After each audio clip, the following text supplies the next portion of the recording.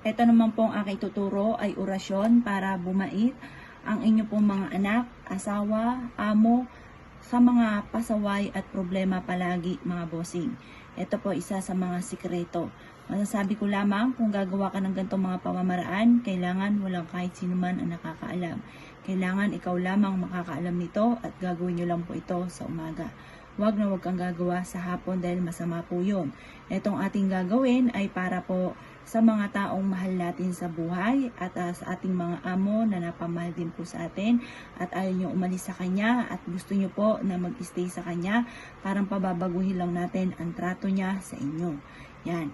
Ngayon po, ito, halimbawa lang po ito yung aking mister. Halimbawa, ang mister ninyo ay pasaway or kaya ang anak ninyo ay pasaway at gusto nyo po na siya po ay maging mabait.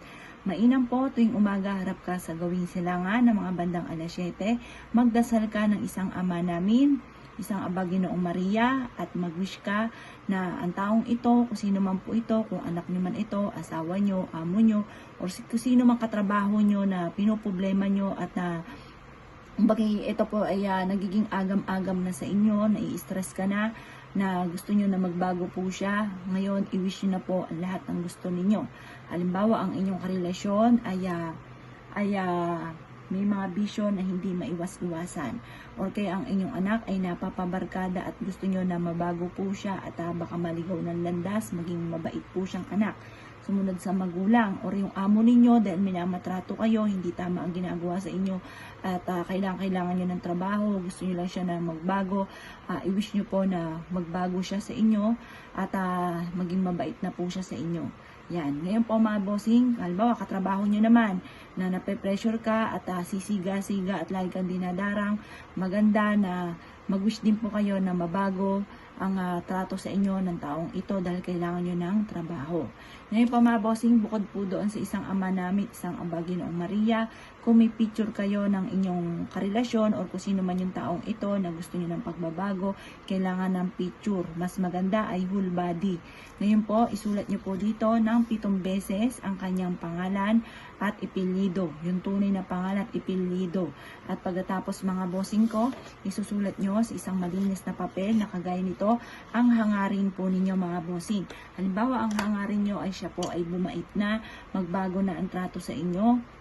At siya po ay, halimbawa sa mga anak, sumunod sa magulang at para rin naman sa kanila po yun. Ganun po yung mga pag-wish po ninyo. Sabihin nyo po, maging mabait sa magulang, sumunod at huwag mapariwara at malayo sa mga hindi magaganda na barkada. Ganon, basta isulat nyo po sa isang malinis na papel. Kapag naisulat nyo na mga bossing po, ganyan po ang magiging itsura niyan. Tutupiin nyo po ito mga bossing ko. Pagkatapos mga bossing, pag natupi nyo na po siya, ito po mga bossing ko ay iipit po ninyo sa inyo pong altar.